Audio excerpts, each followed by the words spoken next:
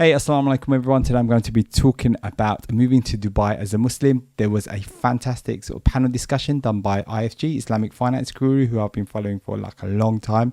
And watching their content has really kind of helped me in kind of like, learning how to invest, personal finance, all of that sort of stuff.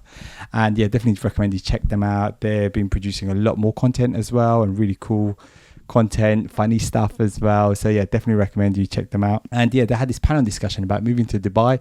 So they had a few people that are kind of been living there for different periods of time, and I thought it was fantastic.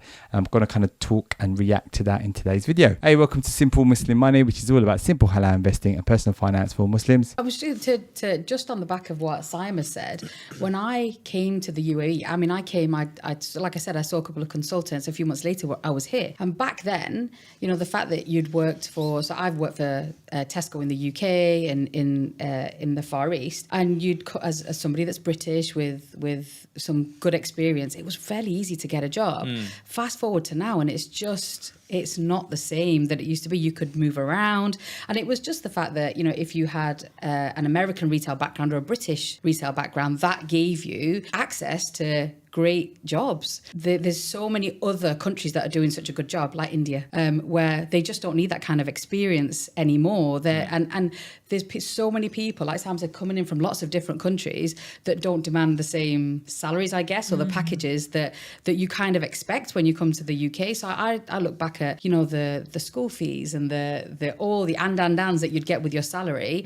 That just isn't there anymore. Yeah. It's not there, and the competition for jobs is fierce. Getting a job out in Dubai is more difficult than before. So it seems like there's a lot more competition now. Dubai's got a much more bigger name. Everyone are more aware of it. And, it's much harder to get the jobs where, seeing the clip that I just showed you, if you're coming from the UK, US or somewhere like that, it's so easy to get a job before. Whereas now that is not the case. There's a lot of people in there now, and like different jobs have different types of benefits. Like, it sounds like previously we'd get a lot more sort of medical, school benefits and things like that. But however, now with cheaper labour from other places and a lot more sort of demand for the jobs in Dubai, that isn't the case anymore. So it means from what I understood from the video is people have a bit more kind of anxiety about their jobs, about job security. So, you need to be good. And what does that mean if you lose your job in Dubai as well? That's another question. And hopefully that's something they can kind of pick up in future episodes. In my life where, I'm happy to be, away for a while. Alhamdulillah, both of my parents are in good health. So, I do make plans to go see them, visit Scotland, visit my in-laws in London and so on. And so I think I'm at the stage where, okay, it does, play in my mind, the fact that I don't see them as regularly, but, because of, the fact that I know I will see them over the summer in Ramadan, they'll come and visit me, etc. Like that's, I'm kind of content with it that way. So missing family is probably like the biggest thing that kind of holds people back from going to Dubai or somewhere like that. And that's definitely the case for me. 10 years ago, I've got my family, especially my parents as well. So I wanted to try and be around and see them as much as possible.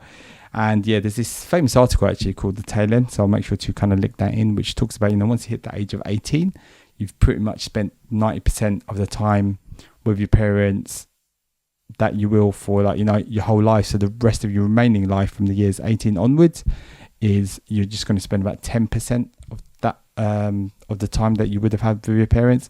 And so it just shows how important being around parents can be. And but yeah, that's definitely something people have to consider for themselves. It's 100% like that here. And even me, when I came, I was pregnant and I was like, I just need an obstetrician. And they were like, and you just spoil for choice. And you get these CVs, which one do you want to see? Yeah, absolutely. And you're just completely spoiled for choice. So you go to who you're familiar with, someone UK trained, so you know what they're doing in terms of guidelines and things. So, but it's a private healthcare system, and it's very much, do they like you? Do they like what you've done?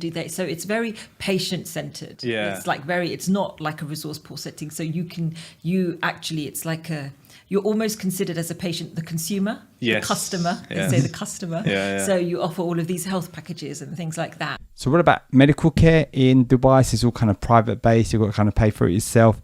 And this is like a big one for me as well. It sounds like the medical care is amazing in Dubai, but what are the costs associated with that? Is that included as part of your job? Is it not? It sounds like it varies depending on what job you have. What about cover for the family? So I've got a lot of questions around that as well. But it sounds like the medical care is amazing there. But what if someone gets a really serious injury, like illness? There's especially as I'm getting older as well. I'm just wondering what does that mean? People with heart attacks and things like, how is that covered? Pre-existing medical like condition, like loads of questions around the medical. So hoping to kind of learn more about that. To be fair, even there are, masajid and what have you. I just find that, you get from Dubai whatever you want. Is basically that's what I tell people. Yeah. And my experience has been, I've got a masjid down the road. My kids have got really good teachers. Islam personally is probably better than what it was in the UK. What about Islam for adults? So it sounds like it's really good. There's lots of mosques and things like that around, and it seems like from the video as well, like it's had a really good impact on some people's sort of Islam and their iman and their faith in the religion. I mean, one amazing thing about Dubai is like you can hear the azan. So especially if you're kind of at the main sort of bits, which is amazing. Imagine hearing the azan and like, it just kind of reminds you that you have to pray as well. So it's like, that sounds absolutely fantastic. And also, as you can imagine, in Dubai, there's like mosques everywhere. So it's very easy to pray. I remember going to a shopping center and I was having my dinner and then the azan went off and then we knew, it was time to go and pray. So it's like amazing, like having those sort of facilities. What are we going to do? Fast forward, we've had an imam that's come round to the house to teach both of our kids. Faris finished the Quran at 7.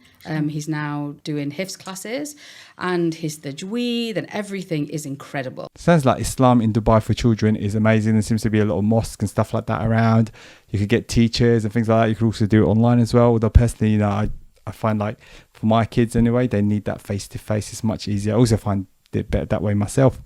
And and also on top of that, there are Islamic schools around there as well. So that's another option as well. But it sounds like, there is ways to, teach Islam and things like that. And there are facilities there for expats, for people that move out there for their children if they need to learn Islam and, Quran, tajweed, all of that sort of stuff. So just to kind of set the scene for the viewers. So the system here is, there is a state system, but it's primarily for the local population. So basically anything that you interact with as an expat is going to be private schools. There's all kinds of schools, actually. So you've got British curriculum schools, American curriculum schools, Indian, Iranian, Canadians, everything, right? Yeah. So you can pretty much choose what you want. Because the schooling for kids in Dubai, it's all sort of paid for privately. And again, I've got lots of questions like, how do people afford that? Is it quite easy to afford if you've got like, a decent salary in Dubai? And so I've got some questions about that because obviously in the UK, private schooling is super expensive, so most people don't do it. So it sounds really interesting. Like maybe that could be a really big advantage as well, like if you have enough of a salary where you can pay for private education for your kids. There might be other benefits, like they might have lots of extracurricular activities. Like I know in a lot of Dubai schools they have like swimming pools and all this sort of stuff, so it's all kind of taught within the kind of school environment, which is fantastic. So it can be like amazing education, and it sounds like they have got amazing education, and it all kind of varies on price as well. You kind of get what you pay for usually. However, it can be expensive, so I'm just wondering how that works with people's salaries. So I've definitely got a lot of questions around that. I think always try and speak to people that live in Dubai, get their advice, because I know when we moved over we got like a guide from Al Fateh, and it was corporate guide and if we'd have gone off that, I think we'd have ended up in Dubai Marina. But I think it's really important to speak to people that are here and get their very honest feedback about and asking them all of those kinds of things about how close are the masjids, how close are the schools, where are your local shops, because I know those things are really important as well. And I know we've looked a couple of times of moving outside of Murdiff, but and it's too hot to do anything like this at the minute, but it's nice to be able to walk to your nearest shop or to walk to the masjid or to walk to the restaurant.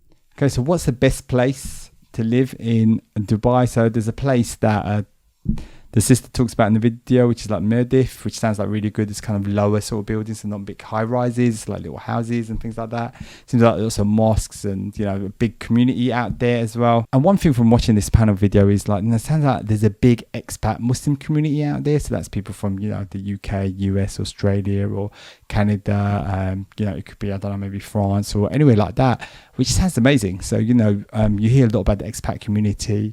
Generally people that are not Muslim that kind of moved out there, but it seems like there's a lot of Muslims that have moved out there as well, and it's a fantastic environment to raise your family, your kids, and also for yourself as well. After watching this panel discussion, which I thought was fantastic, but there's loads of things to cover, and they definitely can't do that in a 1 hour panel discussion, so I'm sure they're going to have more. Well, I definitely hope they do. However, watching it, I have got lots more questions, and I'll kind of talk about some of them now. First thing that came up was like visa questions. Do you need to have a job to have a visa? I'm pretty sure that is how it works. How long does the visa last for? All of that sort of stuff. What happens, if you lose your job? Do you lose your visa? How long is the visa for? So it'd be great to hear kind of about stuff like that. And again, something I spoke about earlier, like medical, like, how much is that? What happens if you get a serious illness? There's all of these sort of things to cover.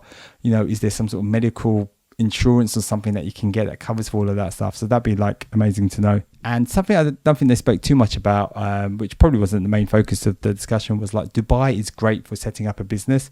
So it'd be great to get more information on that. And a lot of this stuff I could kind of search myself as well. But yeah, I just wanted, these are questions that have just come to me from seeing this panel discussion. And another big thing I'm talking about is retirement. What does that mean? Can I live out there in retirement? I've got my UK pension, all of this sort of stuff.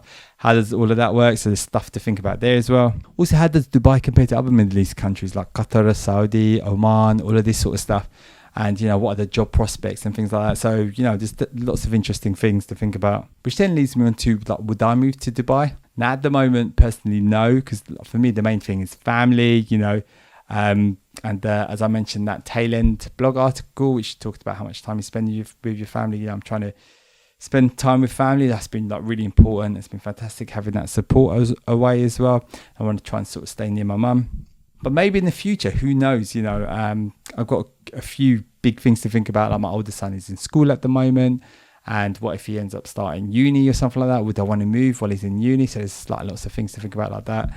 And also my youngest son has special needs. So what are the special needs sort of provisions out there as well? But something someone else told me, which was really interesting, is that maybe it would be better if I could have some sort of business set up, some sort of online business or something, and have that kind of based out there rather than being dependent on the job. I do find like being dependent on the job and having a visa and stuff like that, that sounds a little bit kind of, potentially could be a bit stressful as well. Like, what if you lost your job? Does that mean you lose your visa, or you have time to find a new job?